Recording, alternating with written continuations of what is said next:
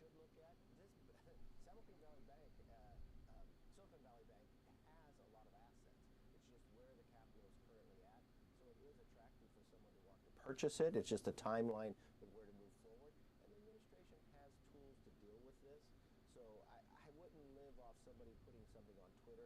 Let the actions of the administration take work here before anybody goes to any positions in their own bank.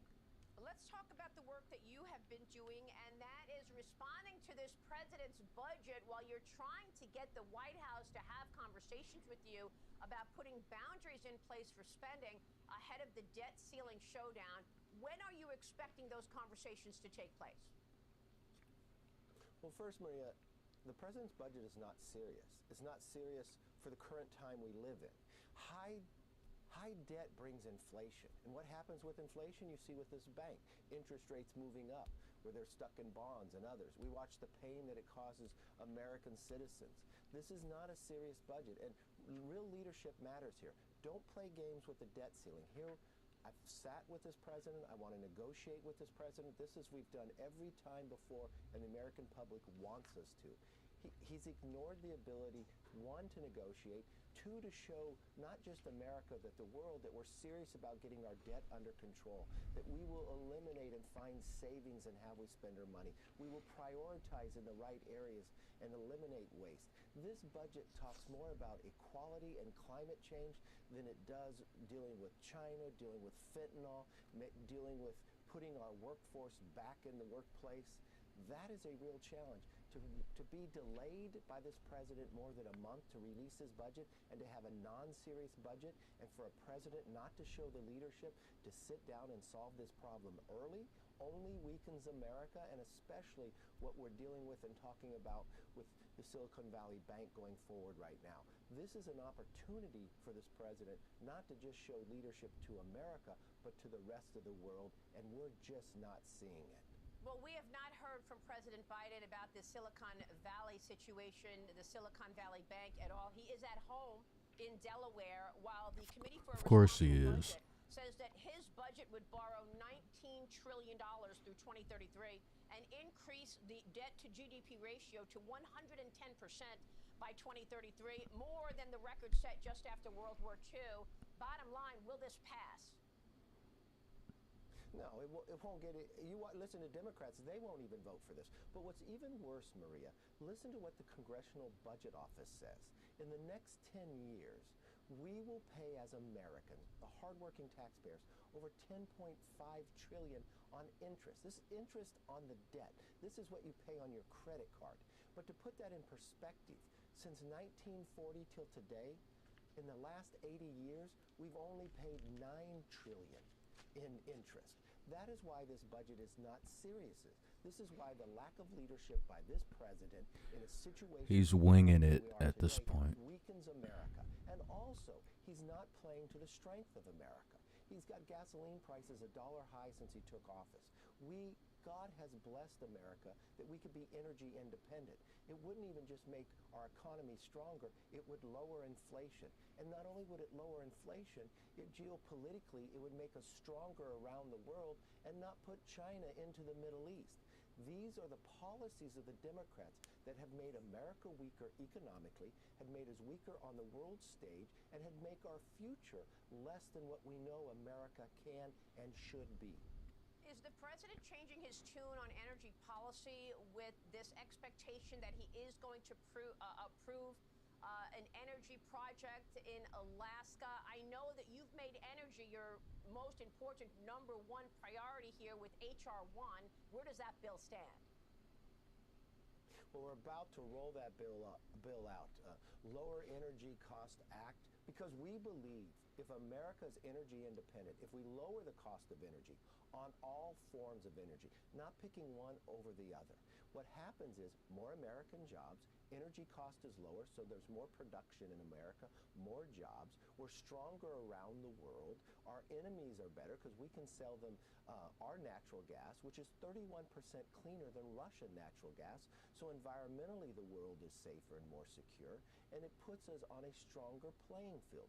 We will introduce that bill this month and move it forward. What's interesting, Maria, is the change in this administration since Republicans took the majority. Since we put together a select committee on COVID, we now get the truth.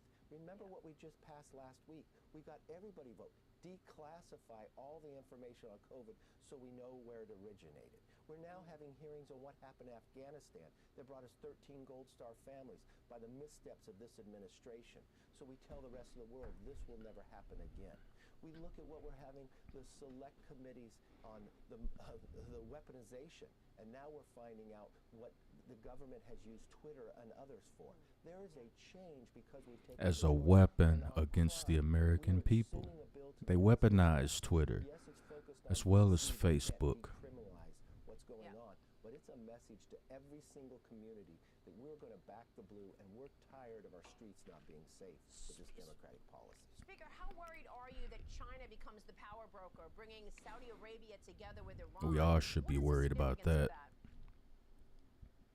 The time for worrying has passed. It is on the stage right now. We've watched China enter the Middle East, where they are now brokering a deal with Iran, putting them back on the fair use. Fair use. 1936 all over again.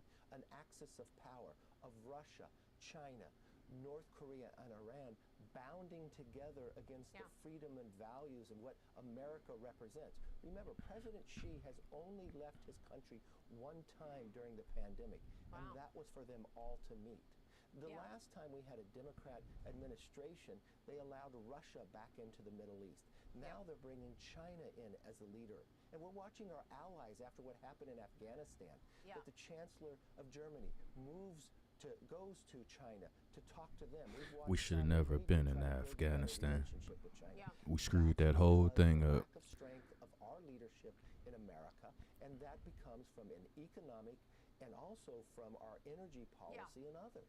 Congressman, real quick, there's also a question of honesty. You gave the tapes of January 6th to Tucker Carlson. Do you have any regrets about that? What have we learned from these tapes that have been on Tucker Carlson tonight? Well, I didn't give the tapes. I allowed them to come see them, just like an exclusive with anybody else. My goal here is transparency, and we will slowly roll out to every individual news agency. They can come see the tapes as well. The first thing I found is the January 6th committee. The lost tapes. It's not 14,000 hours of tapes. There's 41,000 hours of tapes. Let everyone see them to bring their own judgment. The one thing I understand in America, we should have equal justice. What really raises in theory, is why did I watch federal courts? Why did I watch cities burn, federal agencies or something, and nobody arrested there? I think we should have equal justice across this country. Damn right. Transparency. And it's really concerning to me, since we've taken the majority, the things I have learned that government has done, that it withheld information from the American people. That will not happen on our watch. Regardless of what information says or doesn't say, I think transparency is best, and allow the American public to see it all. And we need to have equal justice across this nation. Yeah, I mean, at one point... Well, that was a little extra than the Silicon Valley incident, but it all ties in to as far as the direction this country is going in. The banking collapses. This was like one of the second largest banks in the world, I believe. And if that bank can collapse, I mean, it's about to be a domino effect. And supposedly $250,000 is protected under the FDIC.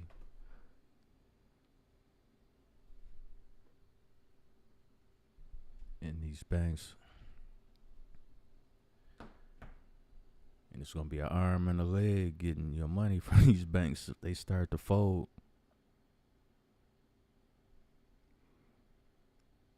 What a shame. What a shame.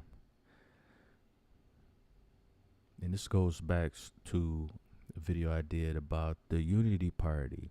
Tired of labels. Being so obsessed with labels and nonsensical things that the important things just slip right by us and smack us in the face when we least expect it. But that's the problem. Those things that are smacking us in the face when we least expect it, those are the important things. That these politicians, they either not paying attention and just, daydreaming on a job or whatever, or they doing it on purpose just to destroy the American people,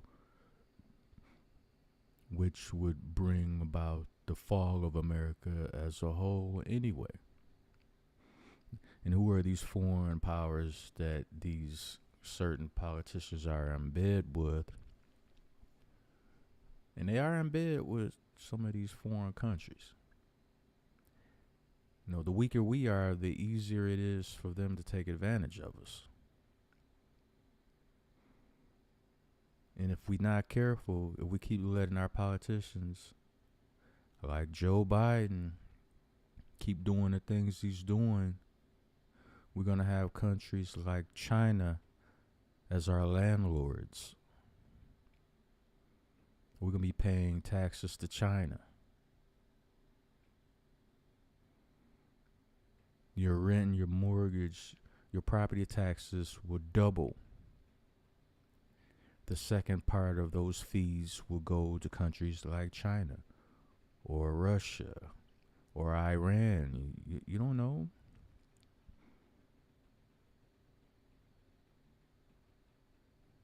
But those are just my simple thoughts on the direction we're going in as a whole. The Silicon Valley Bank collapse. It's turning into a big mess.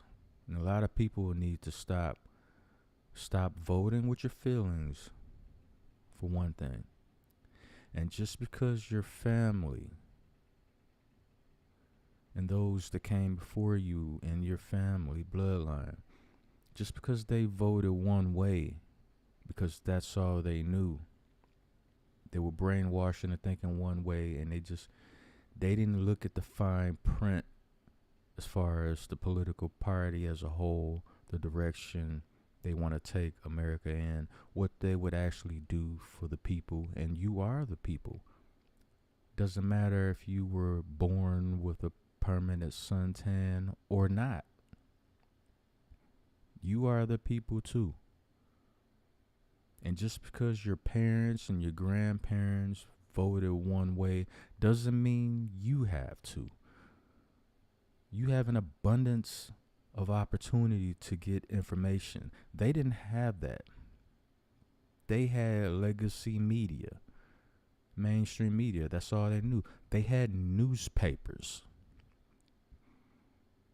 They had to wait once a week to get all the news that they really wanted. That big, along with coupons and advertisements and stuff, that big, thick newspaper that would come on Sundays. A lot of our parents and grandparents, that was the highlight of their week, getting that newspaper, so they can get all the news they missed out on because of opportunity back then. See, it's not like that now. You can get information within an instant, within an app on your phone, a tablet, a laptop, a push of a button. You got all the information you need. One tap leads you one way. Another link leads you somewhere else. The rabbit hole goes on and on. There's no excuse for you not to know the people you're supporting and their agendas.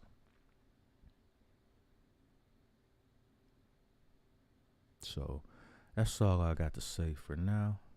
Red Blizzard signing off. Support your boy if you like the content. Share these videos. Share. Thumbs up. Give your feedback. Holla in the comment section. Let me know what up.